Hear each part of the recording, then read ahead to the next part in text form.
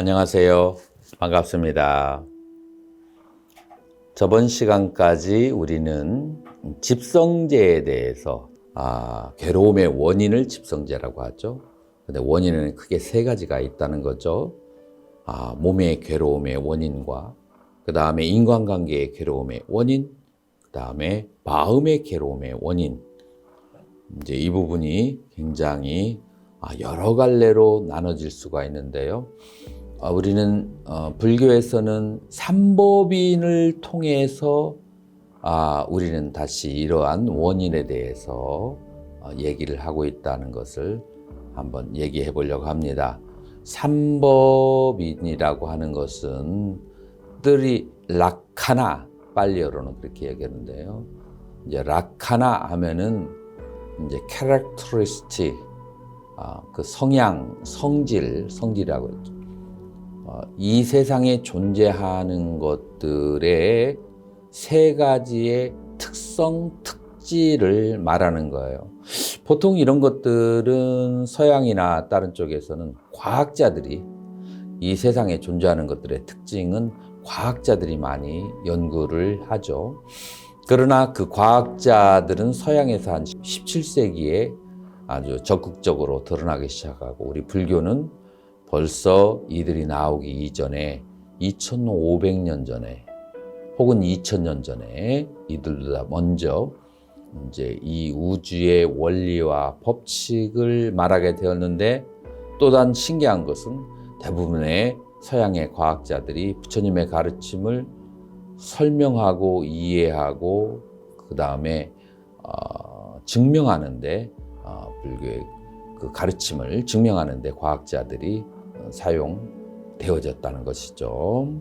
그래서 첫 번째로는 재행무상이라고 하는데, 사페 상카라 아니짜라고 하죠. 그래서 모든 조건 지워진 것은 무상하다라고 하는 거죠. 모든 조건 지어진 것, 불교를 처음 접하는 사람은 조금 생소하게 들릴 것 같아요. 모든 조건 지어졌다는 것은 쉽게 생각해서 우리가 5가지 감각기관으로 경험하는 것은 전부 다 조건 지어진 것이라고 말할 수가 있어요. 요즘에 과학에서도 이 부분을 많이 다루고 있으니까 여러분들의 과학 지식에 의거해서 이 조건 지어졌다는 것에 대해서 한번 얘기해 보도록 하겠습니다. 자, 우리는 눈으로 사물을 보고 귀로 소리를 듣는데 어떻게 해서 우리는 사물을 볼까요? 저는 예전에 그런 생각을 했어요. 내 눈이 툭 튀어나가서 상대방에 빨리 가서 딱 찍고 돌아와서 내가 사물을 보는 것인가? 어렸을 때는 그런 생각도 해봤어요. 아니면은 저쪽에 있는 물질이 나에게 눈에 와서 얼른 찍고 돌아가는 것인가? 아니면 혹시 중간 지점에서 둘이 만나는 것인가? 라고 생각했는데 그게 다 맞더라고요. 그게 어떻게 맞느냐면은, 모든 물질이라고 하는 것은 원자로 이루어졌고, 이것이 바로 원자론, 그리고 이것은 아주 늦게 과학자들에게서 발견됐죠. 19세기, 20세기 정도에 아인슈타인이 얘기한 거죠. 그래서 원자로 이루어졌는데, 그 원자라고 하는 것은 또 양자와 전자와 중성자로 이루어졌다라고 하죠. 그래서 양자라고 하는 것은 repulsion, 밀쳐내기도 하고, 그 다음에 전자는 attraction, 잡아당기는 거죠. 잡아당기고 밀쳐내면서 서로가 계속해서 빙글빙글 도는 거죠. 빙글빙글 도는 동안에 공기 중에 여러 그 물질들을 흔들어 놓으면서 그것이 점점 퍼져나가는 것을 파동이라고 하죠. 그래서 그 파동이, 그 물질이 가지고 있는 파동과 내 눈이 가지고 있는 파동, 이 양쪽이 서로의 어느 접점에서 만나서 서로에게 영향을 주고서 파동에 의해서 나의 눈에 지각된 것을 그 파동을 다시 두뇌에서 해석해서 그것이 무엇이다라고 이해하는 것이 현대과학에서 이제 증명한 물질을 지각한다, 인식한다라고 하는 것의 정의죠. 자, 그래서 우리는 물질이 있는 줄을 알려면 그 파동을 지각해야 되고, 파동을 우리가 경험해야 하려면 그 안에 있는 원자의 구성 요소인 양자와 전자와 중성자가 빙글빙글 돌아야 되는데, 그 도는 것을 우리는 뭐라고 하는가? 어니자, 무상하다, 움직인다. 그래서 어니자, 무상하다는 것은 계속해서 움직인다, 돈다라는 그런 의미를 가지고 있어요. 계속해서 움직이고 있다라는 거죠. 우리가 경험하는 것은 움직이고 있고, 움직이고 있기 때문에 거기에서 파동이 나오고, 그 파동 때문에 우리는 감각기관에 의해서 지각할 수 있고, 지각한 것을 해석한 것이 우리의 본다라고 하는 그런 정의가 되는 것이에요. 그래서 만약에 어떤 사물이 존재한다 할지라도 그것의 구성 요소가 움직이지 않으면 그것이 파동이 나오지 않고, 파동이 없으면 우리는 지각할 수 없다. 그러니까 사물이 움직이지 않으면, 무상하지 않으면 우리는 지각할 수가 없고, 존재한다 할지라도 지각할 수가 없고, 존재하지 않아도 지각할 수가 없는 거죠. 그래서 우리가 인식하는, 우리가 경험하는 모든 대상들은 움직이는 것이고, 그것이 바로 모든 경험하는 것, 재행은 모두 다 무상하다라고 하는 것의 의미죠. 물론 이제 우리 그 한국 사람들은 무상이라는 것에 감정적인 의미를 두어서 그분 돌아가셨대? 참 인생 무상하기도 하지. 요때의 무상이라고 하는 것은 원자적 상태를 말하는 게 아니라 거시적인 상태의 무상을 말하는 것이고, 그래서 무상도 두 가지가 있는데, 그런 원자적 상태의 무상한 것과, 그것은 미시적 무상이라고 하죠. 두 번째로는 거시적인 상태, 사물로 보여지는 것의 무상, 이렇게 두 가지로 나눠질 수가 있는 거죠.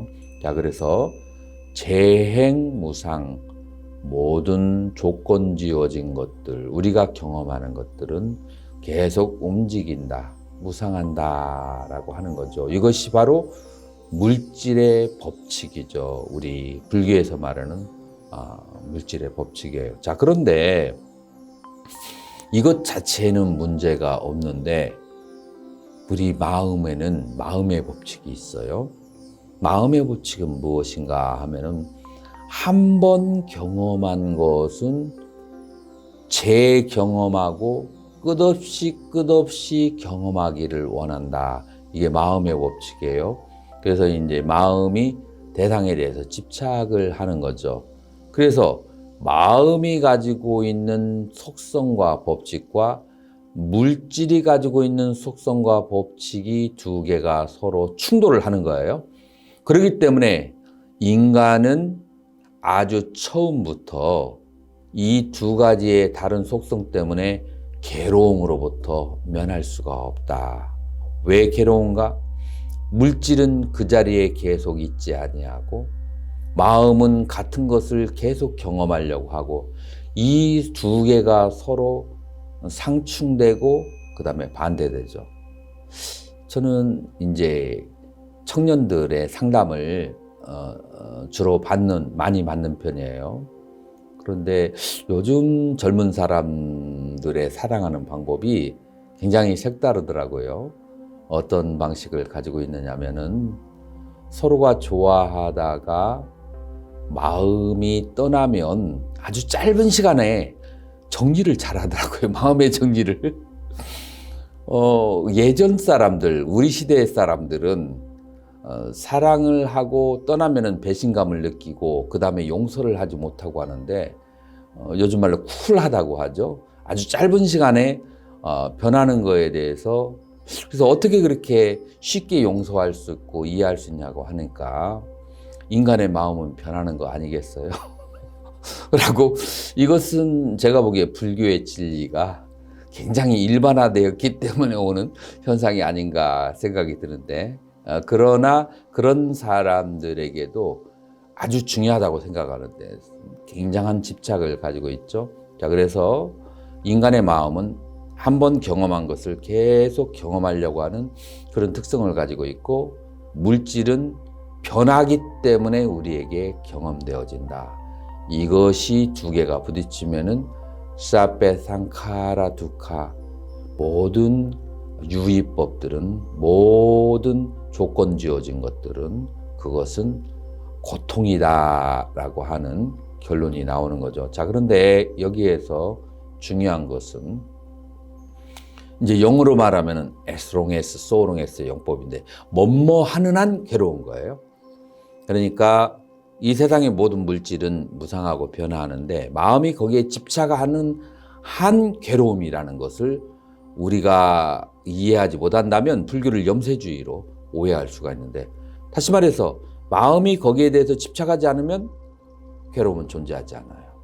자, 그래서 우리는 무상한 것을 무상하지 않아라 라고 할 수 있는 능력도 자격도 되지 않아요.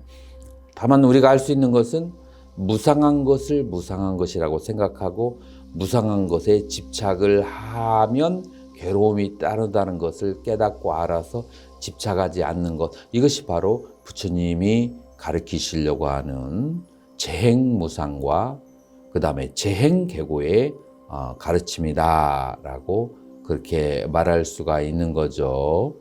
자, 그리고 이제 이 세 번째의 그 삼법인 가운데 세 번째 가르침은 사페 담마 아나따라고 하는데 모든 법이라고 하는 것, 모든 법이라고 하는 것은 안았다라고 했을 때 아따라고 하는 것은 영혼이 없다 그런 뜻으로 첫 번째 말할 수가 있고요.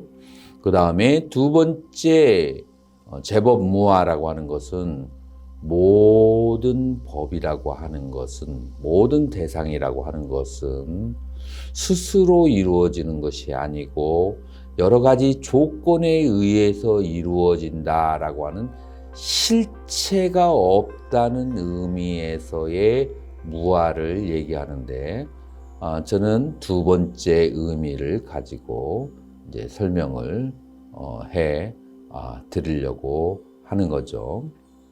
그래서 제법무아라고 하는 것을 사실 요즘에는 영혼이 있다라고 생각하는 사람들이 많지 않기 때문에 이제 첫 번째와 두 번째가 영혼의 존재를 믿지 않는 사람에게 제법무아는 모든 법에 영혼이 없다라고 하는 것은 별로 의미가 없는 일이죠. 그런 사람에게는 모든 사물이 스스로 존재하지 않고 모든 사물이 인연에 의해서 존재한다라고 하는 그런 의미로 설명을 해줘야 된다라고 보는 거죠.